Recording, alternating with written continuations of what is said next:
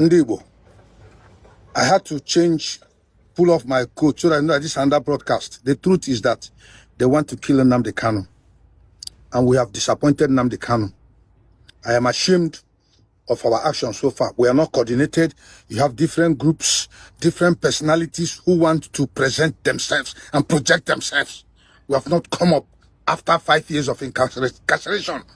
We have not come up as a team to have one voice and speak. I have done my best to reach out to World Igbo Congress, AVID. Each of them have their own group and their mode of operation.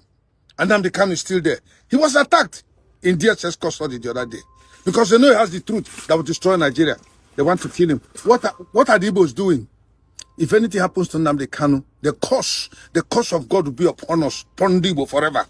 We are very useless and wicked people. I'm no time Korea now. For no gap, see who is this man. Let's go and destroy him. Gabo, two Fulani men, just two Fulani terrorists that enters inside the village in Igbo land. They drive away everybody. Mande Diego, Mande Rumanshon, Mande now about 10 cars, Mande multi-millionaires.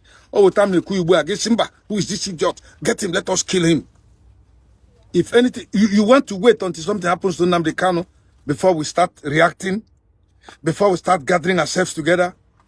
The terrorists are coming into our land. They are going to kill us. They are going to rape our women. They are going to destroy our children. And we are there keeping quiet. We are not men. We are idiots. We are fools. I'm disappointed. I have told people, come, let's gather together. We have to fight the terrorists out of Biafra. They are coming in. And when they come, you are not prepared. What happens? You are waiting for Americans to come and help you. You are waiting for Britain to come and help you. You are waiting for Russia. You don't want to gather and get up ammunition to defend your land. In fact, I'm disappointed with Ndibo. I'm so disappointed. Anybody available, Unubia, my take is that we have to fight the terrorists out of our land. Whatever it is. If anything happens to Nnamdi Kanu, we are a shame and a disappointment. Look at a policeman went there and was beating him up. They want to kill him. Actually, you know, Nnamdi Kanu gives instruction, go and organize money, go and do it. Say yes, he has sent us. Then you go and be brandishing yourself. Nonsense. Let us get up and fight and defend our land and our people. Otherwise, Fulani terrorists will kill all of us. At the end of the day, just like the governors and politicians are planning, we shall end up answering their names. That will not be my portion. So, you know, man, I get my email. Otherwise, Anachibu Nnamdi Kanu, Obrega Nondi Bonishi, because the Igbos have failed to stand their ground and declare the truth. The curse of God will be upon Ndibo forever. If anything happens to Nnamdi Kanu, his father didn't die in vain, neither did his mother.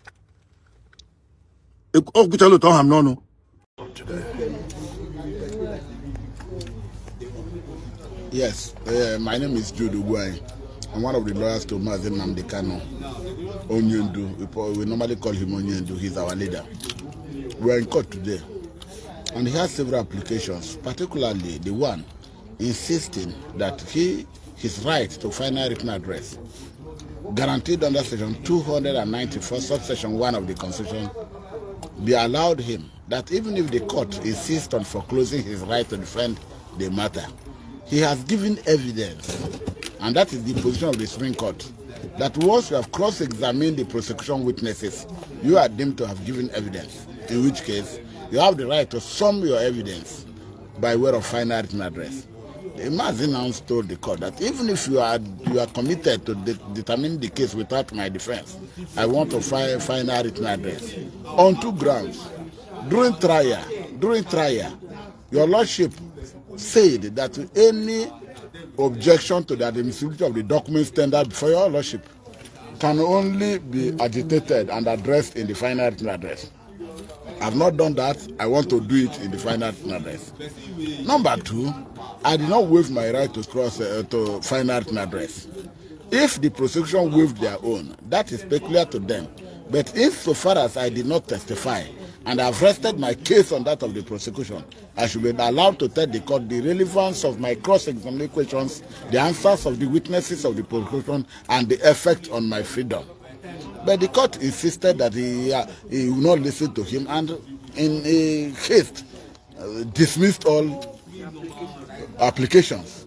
And then intended to proceed on judgment. And the man said, you cannot do this. That is not what the Lord says. You have not given me the law that allows you to deliver judgment without giving me my opportunity of addressing the court on my defense. And the court said no, and then proceeded to give judgment. In giving this judgment, the court convicted Nnamdi Kanu on the 7 count charges. But in convicting him on all the counts, the court failed to make a statement at least once on the validity and sufficiency of the discrediting of the witnesses of the prosecution. They were cross-examined by learned senior advocate of Nigeria, particularly Chief Kanu Agabi, a former Attorney General of the Federation, Chief Onye Chikpazo, a professor of law, a renowned jurist. But these questions, for instance, if I may give you an instance, they talked of importation of transmitter, and Onye Chikpazo asked under cross-examination, did you get any document or evidence from the customs department to show that there was no lawful importation of it? And the person said no, and there was no such evidence.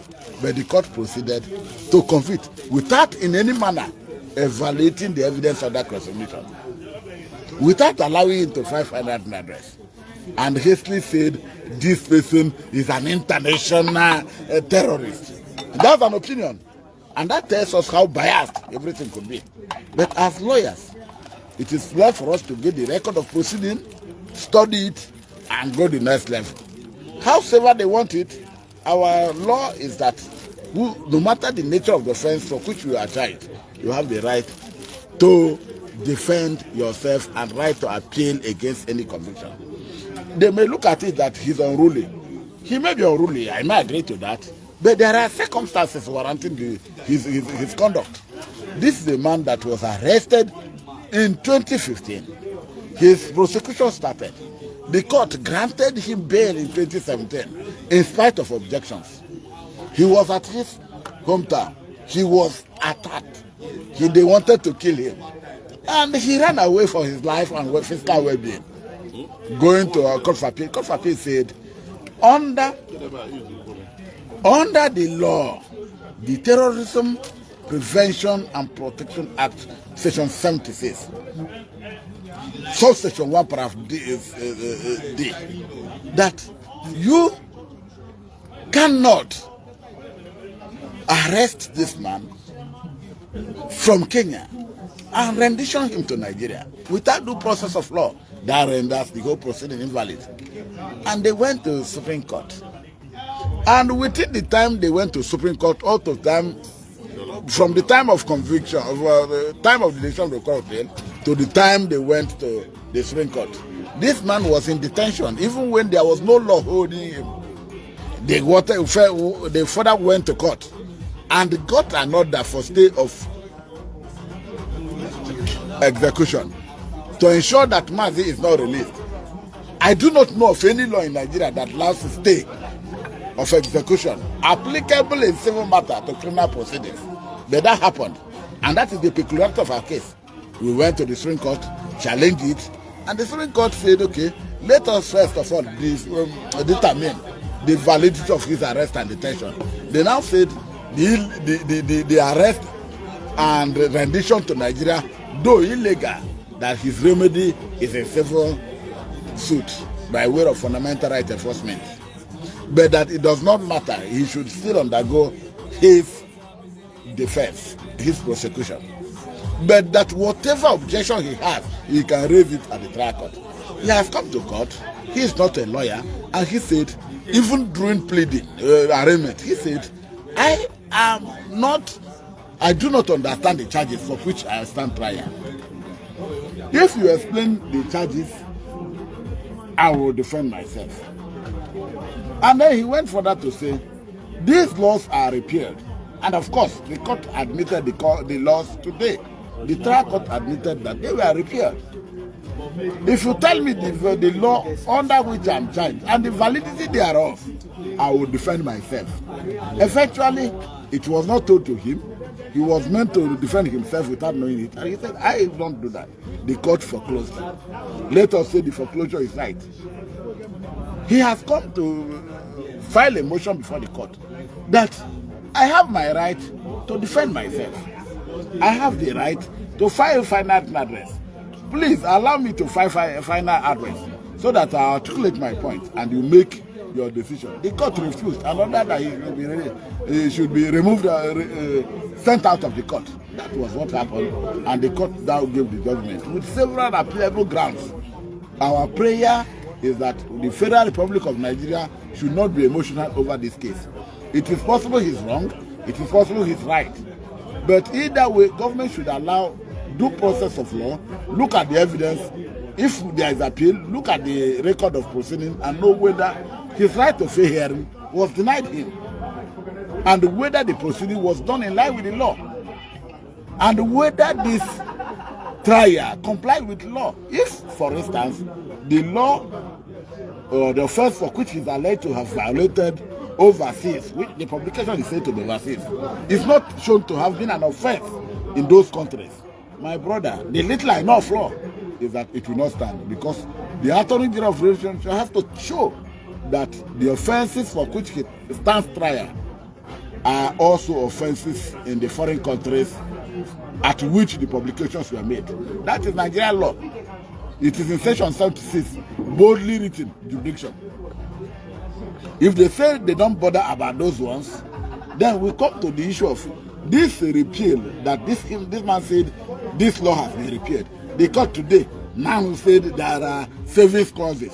There are saving clauses, but the authorities that limited the scope of applicability of saving clauses, and that is why we, the convict now, wanted the court to say this is the position of the law, but there is a saving clause, so that the court will be addressed on the validity or the strength of the saving clauses. So, my brothers, people should not panic. It's a gloomy day. It's a bad day for us. We are almost mourning. Igbo land is mourning, but I assure you that in law or in literature we say we have reached the climax. There must be an intervention, and we go to the Duma. God will save us, and we will come out. If President Tinubu says that he will not interfere with due process of law, that is his right. That is the law. This is the time for him to interfere. If he understands that the issue of terrorism or whatever allegation is not peculiar to Igbo land, it happens across Nigeria, and our own is not different. This is the time for him to intervene. For whatever reason, he said he cannot interfere with due process of law. Today, the due process of law is completed. Whether we go on appeal or we don't go on appeal, this is the time for him to act, and act well, for the benefit of Nigeria, for the peace of the country, and for the understanding of his governance. May God bless us and bless Nigeria in general.